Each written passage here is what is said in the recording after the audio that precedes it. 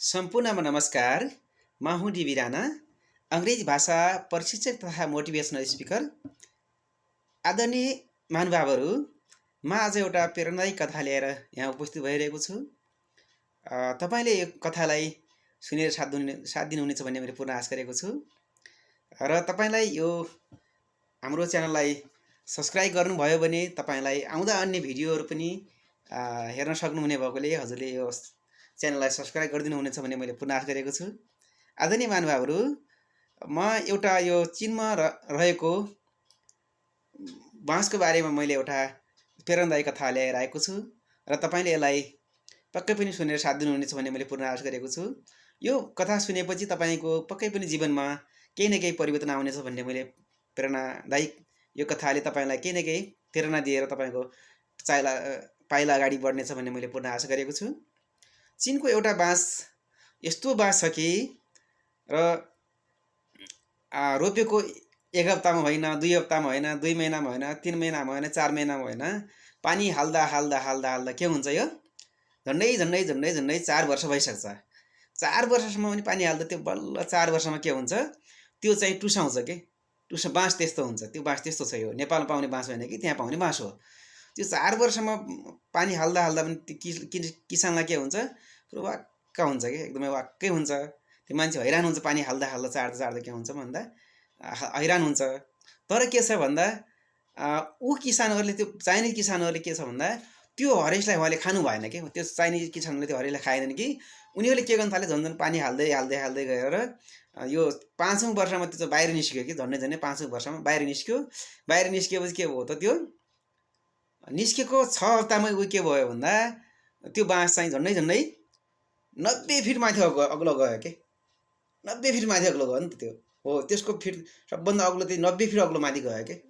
किन भन्दा त्यो जमिनमा झन्डै झन्डै 4 वर्ष, 4.5, झन् 5 वर्षसम्म किन बसेको रहेछ भन्दा त्यो उहिले केही न केही उहिले आफ्नो शक्ति सञ्चय गरेको रहेछ के। हाम्रो बानी, नेपाली बानी के छ भन्दा आज लाए भोलि फल्छ भन्ने त्यो होइन नि त, होइन। त्यो बाँसले कति मिहिनेत गरेको रहेछ नि त। एकैचोटि बाहिर आएको त भाँचिन्थ्यो नि हो। हाम्रो बानी नेपाली के छ नि त, अहिले गऱ्यो अहिले फल पाउने भन्ने छ नि त। हो, त्यस्तो छैन कि। हामीले के गर्नु पर्यो भन्दा हामी नेपालीले पनि त्यो बाँसको उदाहरणलाई लिएर हामीले कुनै पनि काम अहिले गऱ्यो अहिले फल पाइँदैन। हामीले त्यसलाई धैर्य गर्नु पर्यो कि। अलिकति धैर्यमा बस्नु पर्यो, अलिकति शान्त स्वभावमा बस्नु पर्यो। अहिले ल्याए अहिले फल्ने त हुँदैन। तातै खाउँ जली मैरा भन्छ नि, हो त्यस्तै गर्न भएन। त्यसै गरी चाइनाका किसानहरूले पनि यो बाँस फल्दैन, यो हुँदैन, जाग्दैन भनेर फालिदिए के हुन्थ्यो, बर्बाद हुन्थ्यो नि। जागेको 5 वर्ष 4 वर्षमा पानी चाड्दा के हुन्थ्यो, उहाँ हत्तु हुनुभयो। बिचमै छोड्या के हुन्थ्यो, त्यो त हुन्थेन। 4 वर्ष 5 वर्षपछि के भयो त, 4 वर्षमा टुसा छोड्यो लगभग 4.5 मा, होइन। त्यसपछि के भयो त, एकैचोटिमा 6 महिना 6 हप्तामा के भयो त, त्यो 90 फिट माथि गयो कि। हो, त्यसले कति शक्ति सञ्चय गरेको रहेछ कि। हामीले पनि कुनै काम तुरन्तै चाहिँ हुँदैन। आज भर्ना भयो, आजै भोलि खर्ल अङ्ग्रेजी बोल्दैनन्। आज पैसा कमाउनलाई भोलि चाहिँ लाखौँ करोड चाहिँ हुँदैन। हामीले आज केही नयाँ काम सुरु गऱ्यो, भोलि चाहिँ फल्दैन, त्यो हुँदैन है। हामीले त्यसै गरी हामीले कुनै पनि काम गर्दा धैर्यका साथ अगाडि बढ्यौँ भने पक्कै पनि हामी सफलता हुन्छौँ। र हामीले त्यो चाइनिज बाँसको एउटा प्रेरणादायी भनाइलाई, प्रेरणादायी हाम्रो एउटा त्यो तथ्यलाई लिएर हामी बढ्यौँ भने पक्कै पनि हामी हरेस नखाएरै अगाडि बढ्छौँ भन्ने यसले पुनः पाठ दिएको छ। आदरणीय महानुभावहरू, तपाईँले यस्ता प्रेरणादायी भिडियो सुन्नुभयो भने पक्कै पनि तपाईँको लाइफ चेन्ज गर्नेछ र तपाईँले आज लगाए भोलि चाहिँ फल्दैन, अहिले भयो अहिले हुँदैन।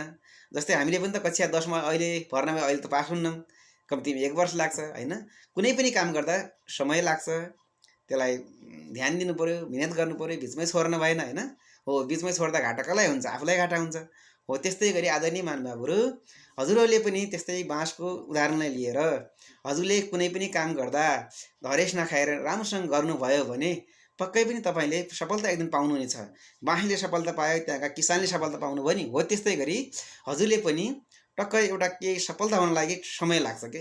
राम्रो काम गर्दा टाइम लाग्छ, नराम्रो काम गर्दा अहिले भत्किन्छ, होइन। अहिले भत्काएर फाल्न सकिन्छ। घर बनाउनलाई 6 महिना लाग्छ भनेपछि घर भत्काउन हामीले 2 दिनमै भत्काउन सक्छौँ। हो, त्यस्तै गरी हामीले कुनै पनि राम्रो काम गर्दा टाइम चाहिँ लाग्छ। आदरणीय महानुभावहरू, तपाईँले आत्तिनु भएन है। यतिन्जेल सुनिदिनु भयो त्यसको लागि धेरै धेरै धन्यवाद। यसै गरी तपाईँले पनि अन्य प्रेरणादायी कथाहरू सुन्न चाहनुहुन्छ भने मेरो च्यानललाई सब्स्क्राइब गरिदिनुहोला। त्यसको लागि धेरै धेरै धन्यवाद। नमस्कार है।